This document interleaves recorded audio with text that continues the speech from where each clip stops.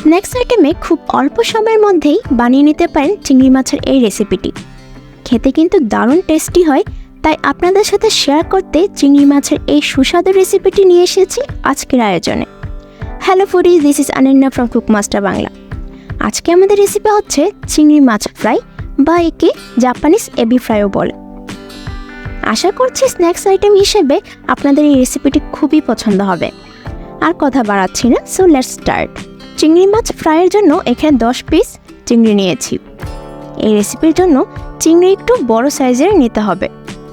এখন চিংড়ি মাছগুলোকে পরিষ্কার করে নেব। প্রথমে চিংড়ি মাছের মাথাটা আলাদা করে নিচ্ছি। এখন এইভাবে চিংড়ির খোসা সহ ভিতরের অংশ কেটে নিচ্ছি। এতে করে চিংড়ি মাছের ভেতরে যে ময়লা রক থাকে সেটা সহজেই বের করা যায়।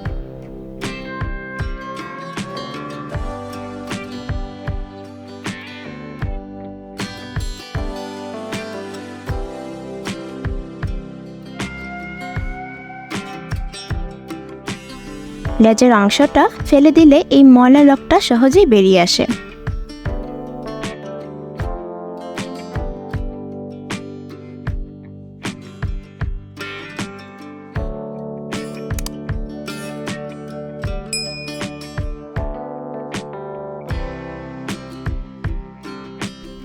এভাবে সব মাছগুলো পরিষ্কার করে ভালো করে ধুয়ে নিয়েছি।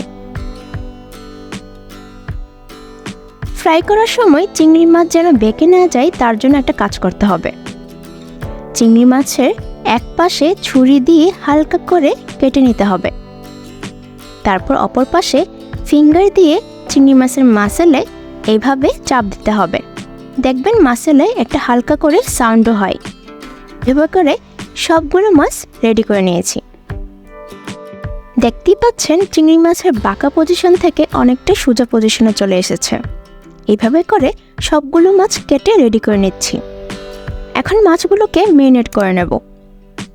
দিয়ে দিচ্ছি হাফ চা চামচ গোলমরিচ, পরিমাণ মতো লবণ, হাফ চা চামচ আদা রসুন পেস্ট, আর দিচ্ছি লেবুর রস। ভালো করে মেখে নিচ্ছি।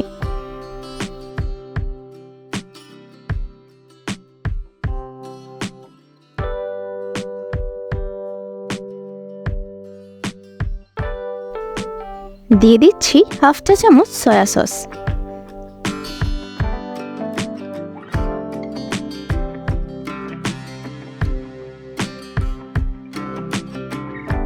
বাস রেডি হয়ে গেল চিংড়ি মাছ। এখন ফ্রাইয়ের জন্য উপাদানগুলো নিয়ে নিচ্ছি। প্রথমে একটা পাত্রে নিয়ে নিচ্ছি 1 চা চামচ ময়দা, 1.5 চা চামচ কর্নফ্লাওয়ার,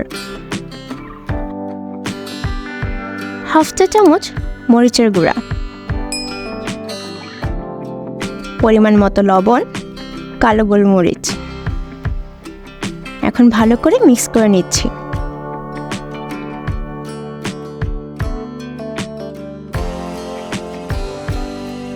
আরেকটা পাত্রে একটা ডিম নিয়ে নিচ্ছি।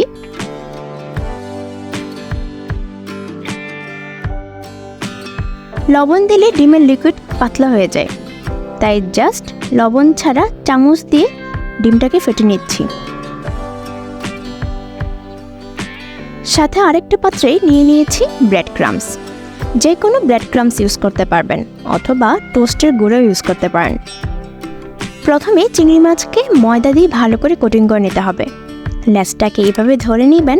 তারপর ভালো করে ময়দা মাখিয়ে এক্সট্রা ময়দা ঝেড়ে নিয়ে ডিমের লিকুইডে ভালো করে ডুবিয়ে নিতে হবে।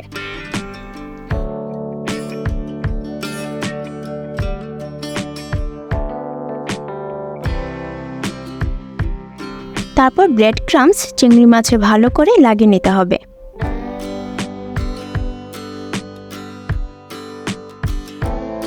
এক্সট্রা ব্রেড ক্রাম্বস ছেড়ে ফেলে দিলে রেডি হয়ে গেল ফ্রাইয়ের জন্য। সেম প্রসেস আমি সবগুলো ফ্রাই করার জন্য রেডি করে নিয়েছি। এখন ফ্রাই প্যানে কুকিং অয়েল দিয়ে দিয়েছি। চুলার আঁচ লো মিডিয়ামে রেখে সবগুলো চিংড়ি মাছ ফ্রাই করে নেব। খেয়াল রাখতে হবে অয়েল যেন অতিরিক্ত গরম না হয়ে যায়। এতে করে চিংড়ি মাছের উপরে কোটিংটার কালার চলে আসবে, কিন্তু ভিতরে মাছটা কাঁচা রয়ে যাবে। তাই অল্প আছে চিংড়ি মাছগুলো ফ্রাই করে নিতে হবে।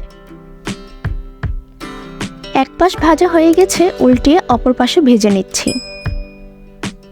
এইভাবে এপাশ ওপাশ করে ভালো করে ফ্রাই করে নিতে হবে।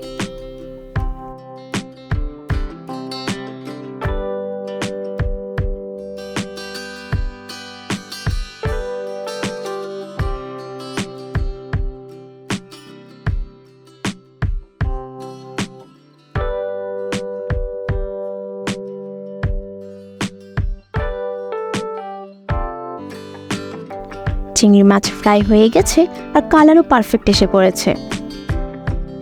এখন একটা পাত্রে চিংড়ি মাছগুলো তুলে রাখছি। ফ্রাই করতে আমার 6 to 7 মিনিটের মতো সময় লেগেছে।